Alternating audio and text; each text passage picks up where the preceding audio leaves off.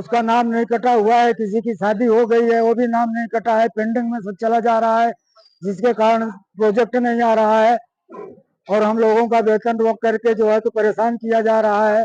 कुछ लोगों का वेतन दे दिया गया है, लेकिन कुछ लोगों को चिन्हित करके परेशान करने के लिए ये हम लोगों का इसी माह वेतन नहीं दिया गया।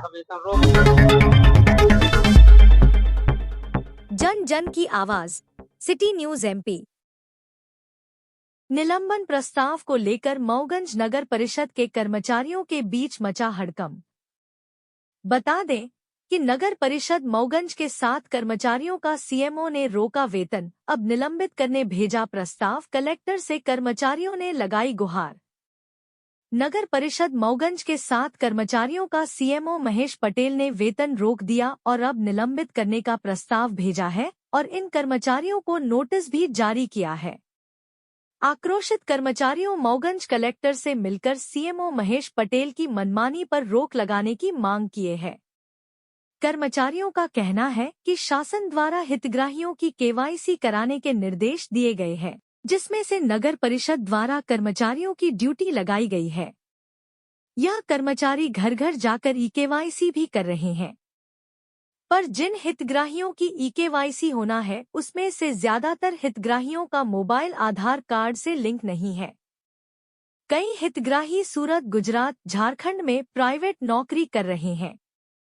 लगातार साइबर फ्रॉड की घटनाएं घटित होने की वजह से लोग ओटीपी भी देने को तैयार नहीं है, जिस वजह से ई-केवाईसी की प्रगति धीमी है, जिसकी वजह से सीएमओ महेश पटेल इन कर्मचारियों का 1 महीने से वेतन रोक दिए। इतना ही नहीं, सीएमओ महेश पटेल द्वारा इन कर्मचारियों को निलंबित करने के लिए पीआईसी को प्रस्ताव भेजा गया है और इन कर्मचारियों को निलंबित करने की नोटिस भी जारी किए हैं।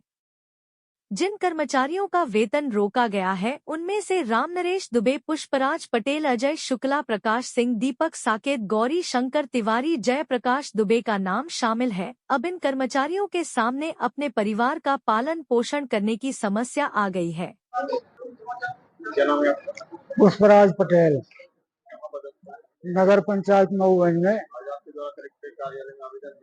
जी, ये केवाईसी में हम लोगों की 15 से 15 वार्ड तक ड्यूटी लगाई गई है, जिसमें कई दिक्कतें आ रही है।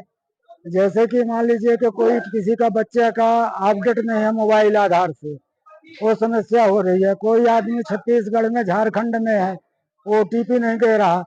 कोई लेडीज का जो नंबर फीड है वो बाहर में है, घर से बाहर है, उनका जो है तो ओटीपी नहीं आ रहा है, जिसके वजह से जो है तो केवाईसी का कार्य बड़ी धीमी गति से हो रहा। कुछ लोग ओटीपी बताने के लिए इनकार कर रहे हैं, जिससे परसेंटेज नहीं आ रहा है और हम लोगों को कोई ऑपरेटर नहीं दिया गया है। लोकल ऑपरेटर मोबाइल वाले दिए गए हैं, जिसमें मुश्किल से 8-10 हो पाता है, उसके अलावा बाकी नहीं हो पाता है, सर्वर नहीं बताता है।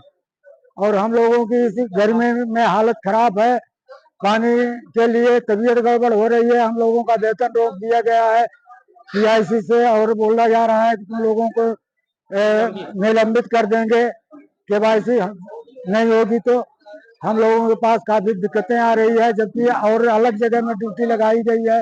दो जगह ड्यूटी करते हैं, पंप चालक का भी काम करते हैं हम लोग।